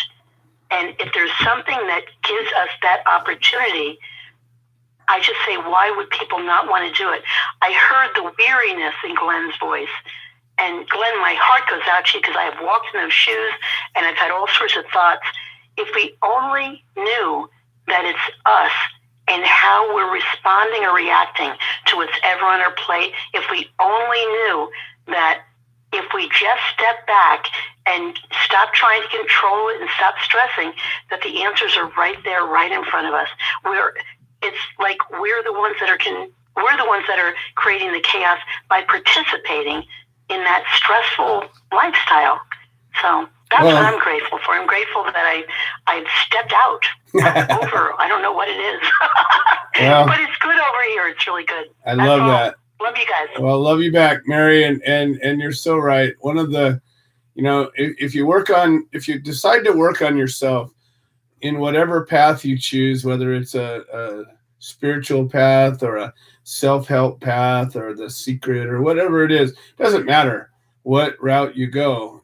you're going to come to a place where you're going to realize that in order to make progress, you need to clear your mind. And there's something about try clearing your mind. It's the hardest fucking thing in the world because your mind is designed to have habit, and the habit is to just keep chattering away. It's the little chatty Cathy. It's always in your ear. But if you try to still yourself and try to still your mind and you practice it, it generally takes a little while to practice it. It's one of the hardest things to do for most people. Some people probably are good at it easily, but when you can do it and step outside of yourself and look down on yourself and be an observer of you, then all of a sudden you can start seeing the shit that's in your way. And I have no doubt that you're able to accomplish that, Mary, and it's evident in your outlook. That's for sure. All right, I will share with you I just want to share one of my little shortcuts for doing that Sure. is to look at things not so much as right and wrong, spent most of my life there, but to look at it more as choice and result. Without the right and wrong, there's not the emotion. Without the emotion, the brambles are gone, and without the brambles, we can see pretty clearly and walk through. Choice and result, just like driving a car. I like it. Kind of savor that a little bit. Anyway, I'm back and away. All right. I like it. Choice and result. I like the way you think. All right. So now that we're down to 15 minutes, we got a bunch of people that have something to say, and we're going to do what we always do. We got room for everybody. So let's see. We got Bobby and Colleen. I'm also grateful for Bobby and Colleen. I have been privileged to spend some good time with both of these folks. And, having a good heart is something that is a rare thing in this world. And Bobby and Colleen, they have a good heart, and they get what's important in life. So welcome to the show, you guys. I'm grateful for you to be in my life. We're grateful to have you. Hang on. Hello? Yeah. Hello? Hi, Jones. I was just calling in. I'm listening here about all this, and I still got a case going on back in Chicago. I remember. Before they won't come out here and get me. They don't want me. But my mom tells me yesterday, if they're gonna go recreational, they'll probably drop your warrant. I said, oh shit, I'm coming back for court. Not my warrant. She says, you're crazy. You're crazy. You can't go in there and they'll arrest you. I said, no, they won't. I signed out of my signature. It's only a pound of pot, and I was in the hospital there. I'm going to go to my doctor's office and get a letter from him. Tell him I'm going to turn myself in. Get a letter that says that I can't live without marijuana, and go in there, and so that way they can arrest me, get a new court date, fight them and sue them. They lost my car. I guarantee my marijuana is gone from evidence. It was like 15 ounces, I think, something like that. But I know they ain't got the evidence anyway, and my doctor has already testified in the courtroom to the medical necessity. So it's like I got their asses whipped, but it's a civil rights lawsuit in the end. They illegally searched me. They put me in jail, took my marijuana to give me Marinol, took me to the hospital and gave me Marinol pills. And I'm like, this is seriously right, really? So I figured I'm going to go back there and fight them. It's just a matter of being well enough here. But when she told me that they were probably going to drop my warrant, I was freaked out, so I'm going to have to get back there soon and go to trial and gather a gang. Right on, right on. Well, I know you got the gumption to do it. That's for sure. So if you need court support, I'll come up there with you. Yeah. Well, I love all you guys, and I just wanted to let you know that cannabis saved my life. Schedule 1 or nothing. I was using it before I was sick, and it made me smile when I was sad. Made me hungry when I wasn't. They can schedule it up there wherever, because it don't matter. Their laws have never really mattered to me anyway. The speed limit's 35. I don't even look at the sign. My speedometer is broken. I don't know. They make up their own laws. As long as I'm not harming another human being, that's what it's about. If there's no victim, there's no crime. I love you all. All right, Bobby. We love you too. All right. Bobby and Colleen from way up in Crescent City. All right, we got George Martirano, we got Peggy Kimmel, and then Tom Corby. So George has been a friend of the show for several years now, and I've known George for, about 6 years, I think. And like I told you, that Thanksgiving back in 2013, when we talked to George, he was languishing in federal prison, serving a life term. And we talked then about when he would be free. And I think it's important to talk about things the way they're going to be. I think if we can see it, if we can imagine it, if we can feel it, taste it, smell it, it can be. And today, George is here with us, live and free. George Martirano, my friend, welcome to the show. Hey, Joe, how you doing? How you doing, my West Coast friends, my West Coast family? Well, you know, it's just the eve of a festive holiday. Holidays mean a lot to me because prison, it was a whole new. I don't even want to get into it. You know, certain situations and all. I think it's important that we tell a little bit of a humorous story tonight. I'm the storyteller. Even though I'm a writer, I'm just a storyteller of yesteryear. Anyway, back in the 80s, I was in a prison in Philadelphia. Philadelphia has all their city prisons right on one road. It's called State Road. They have several prisons now. They're very old prisons at the time. I think the one I'm talking about, Holmesburg, is condemned right now. And it was Thanksgiving, and on Thanksgiving, you have these long lines going into the chow hall. And I'm standing in line, and I'm passing this sally port, and I look through these bars, and I see all these boxes stacked up, these cardboard boxes stacked up, and they're oozing with salt. They're empty, the contents was empty, but now you go into the chow hall, and you're supposed to get a piece of turkey, but these turkey legs were huge. I mean, they were, I haven't seen turkey legs that big. And the meat was sort of like purple pink. And when you chewed them, they were like chewing bubble gum. Oh, no. And come to find out, them cardboard boxes, I couldn't read the writing because they were in a foreign language. But come to find out, with the name on them cardboard boxes was Buzzard. Oh, no. Hungarian buzzard. Oh. True story, ladies and gentlemen. Whoa. They were eating a Hungarian buzzard. That's how bad the budget. What you want? That's how bad they were robbing the budget at the prison. They wouldn't even buy us turkey.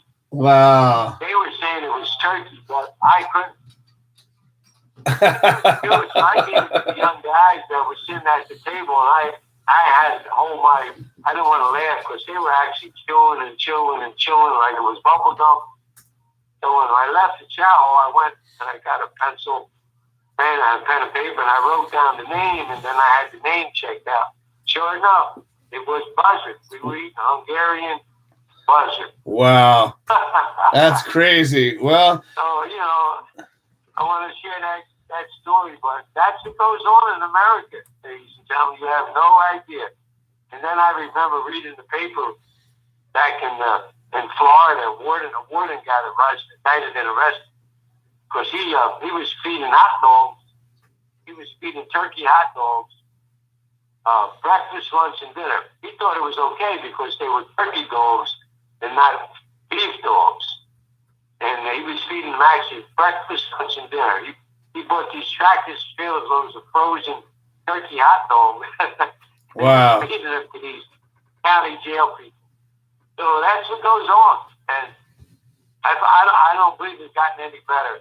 Thank God I'm out of the system, but I wanted to share those human stories.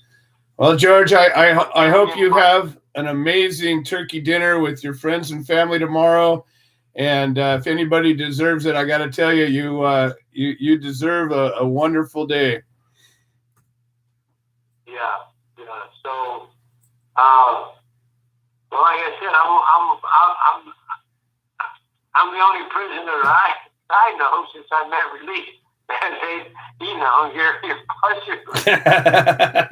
Anyway, we gotta go find some buzzard legs when I come out west. I will look, and maybe it's a delicacy somewhere. I'll see if I can find some. We can eat some for old times. Yeah. Yeah. Make a good buzzard stew. All right, George. All right, thank you, George Martirano, folks. All right. All right, so we got Peggy Kimmel, and Peggy doesn't usually come on the show. She's a little shy, but she is the other half of Glenn Keeling, and she's also been going through this now for a while. And if you have never been through a battle, Mary touched on something. You get weary. Some people's battles go on for a year. Some people's go on for longer. Mine went on for 6 years. And, towards the end of it, I was hanging on to my last strings. I mean, I every day I had to wake up and convince myself to keep fighting, and that's how they work it. And, they're just going to work, and you're struggling to survive. You're struggling to breathe. You're struggling to stay afloat, struggling to keep your spirit strong, struggling to go at it one more day. And so Peggy is the other half of the Creative Care Beacon chapter, and she's also part of our leadership team. Peggy, welcome to the show. How are you doing today? Good, Joe. Thanks for having me. Oh, always a pleasure. I wanted to talk to you about a little something different than Glenn usually talks about, and that is when you're a parent and you choose to use cannabis versus pharmaceuticals.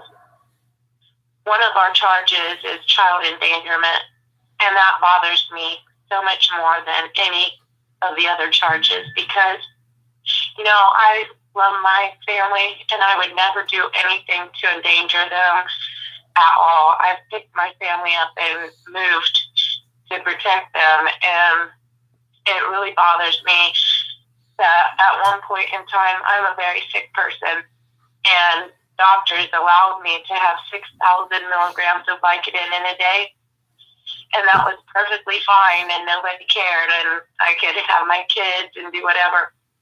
But then they come in here and they find cannabis and they want to charge me with child endangerment.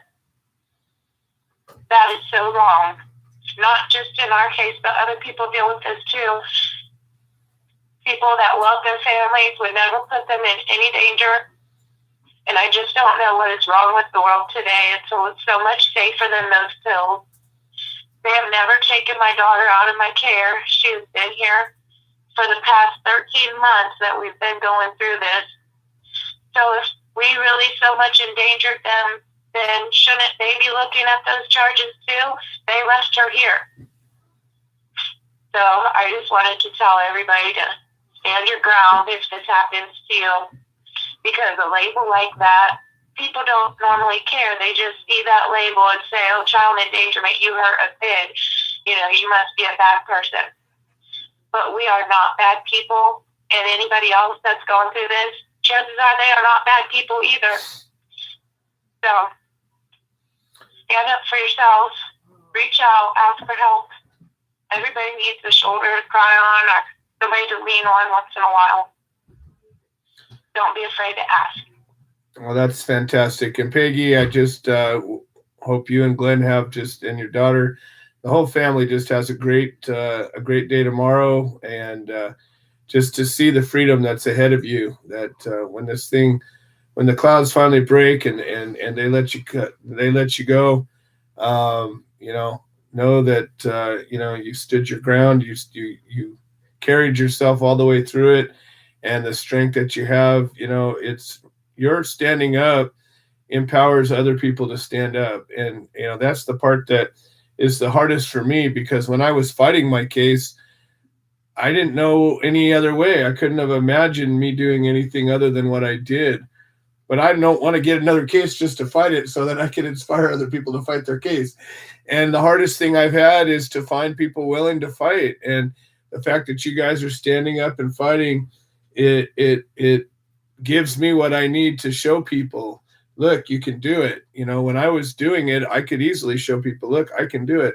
And we had a lot of people at that time, but that are fighting.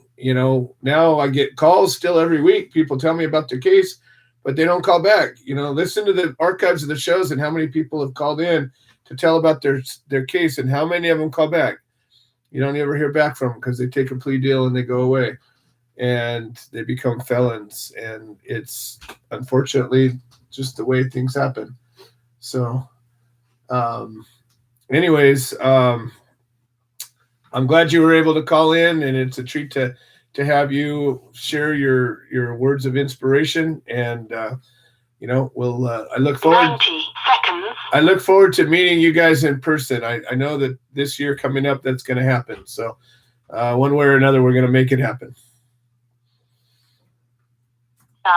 Great, Joe. Thank you. Awesome. All right. Peggy Kimmel, folks.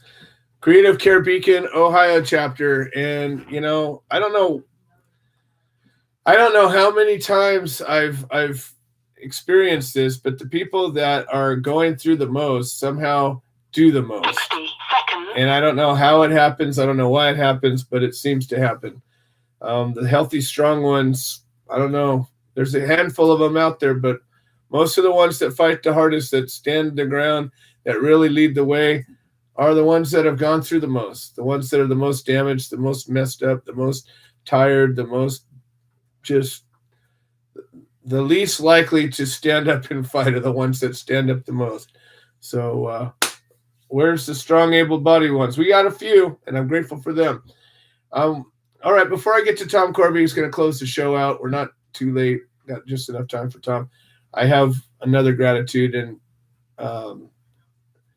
this is one that's possibly one of my biggest gratitudes. 10 seconds. I've been doing this for a long time, and when I met my wife, she didn't know anything about me, and I was a guerrilla farmer. And I told her before we really got serious, I said, well, I need you to know something. I grow pot.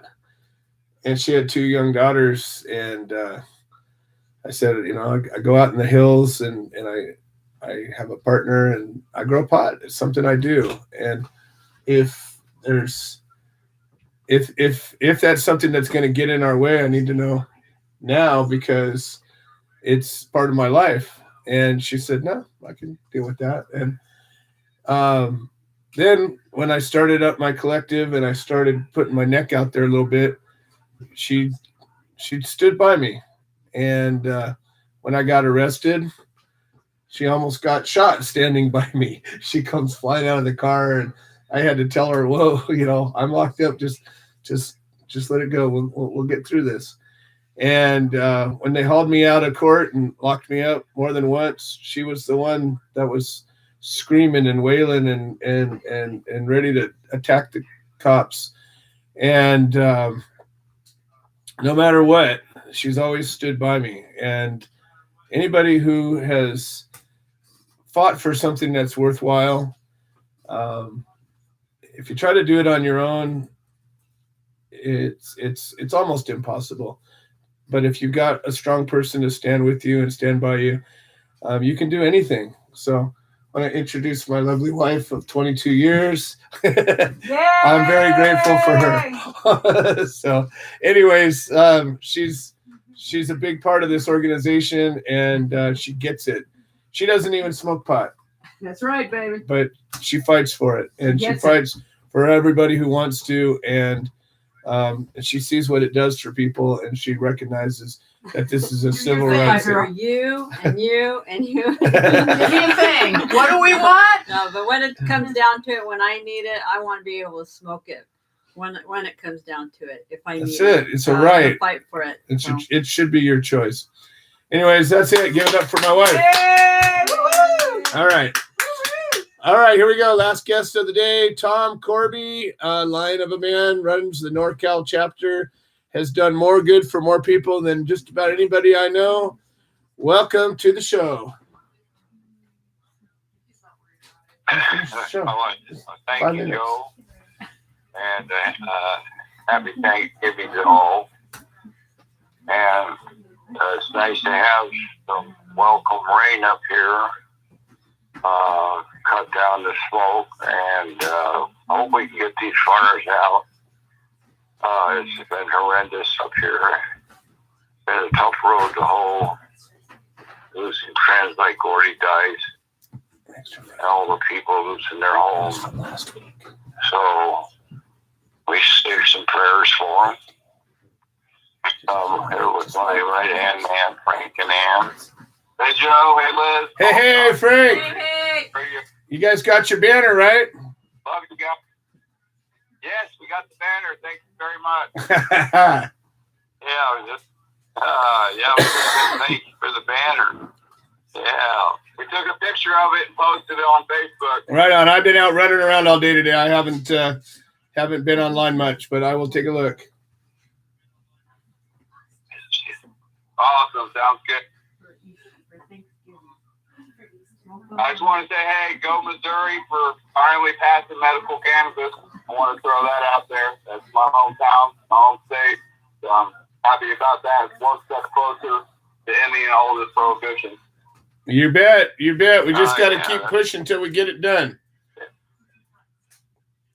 That's right. Keep pushing on. We will. Hey, when we talk about being grateful, we've never done it without you, Joe. I'm grateful for all you've done. Just taking 10, keeping in Human Solution International, on and on. I feel that it'll be forever. Or is this a humane human solution? Even if we end prohibition, we still have the battle, and they're already trying to overtax and regulate it. So the battle goes on, and pray tell that we end prohibition soon. We have a lot of good things going in our favor, and free all of POWs. No one should die in prison for our plans. It's just incomprehensible.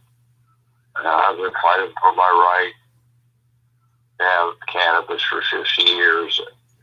And I have to say I'm grateful that I never thought I could actually grow my own plants here. And California actually kind of took the ball on this, and it was very pro. The medical and the collective works well. They allowed us enough that we could pay for our expenses. Of course, that were allowed under Prop 215. And through Reed, again, AUMA, legalization just being more laws and regulations. I've seen it going from number one down, way it went down. And actually, I just came from Nevada. I got out of this. I got out of smoky air down here for a couple of days. I with my daughter up there, and they have actually less strict laws than we do now. Yeah. Okay, I want to thank all of the. There's so many, but Joe and Lisa and Mary and Becca. I want to thank Becca for the beautiful artwork she did on our banner, making Don and I look like old hippies, and that we are. And always the Coffee Party radio show. And George Bar Toronto. If I forget anybody. It's all right. You're So supposed many. to forget stuff. We all forget. It's all right. We're supposed to forget stuff. We're human. Oh, yeah. Well, yeah. Not at my age, of course. Okay. All right, Tom. Well, you guys have an amazing Thanksgiving, and I look forward to seeing you guys soon. Bye, Tom. Yeah. You too. Don't forget to breathe. All right. Okay. I'm going to breathe right now. And don't forget, we are all thankful for you, Joe. Yeah. Thank you for everything that you do. Willie. All right. Time Bye, for Willie, everybody. folks. Happy Thanksgiving. I want to thank you all, and we will see you all next week. Woo woo. Hi, I'm Willie Nelson, and the Willie Nelson Teapot Party and I endorse the Human one solution, supporting cannabis prisoners because no one should go to jail for a plant. The things I should have said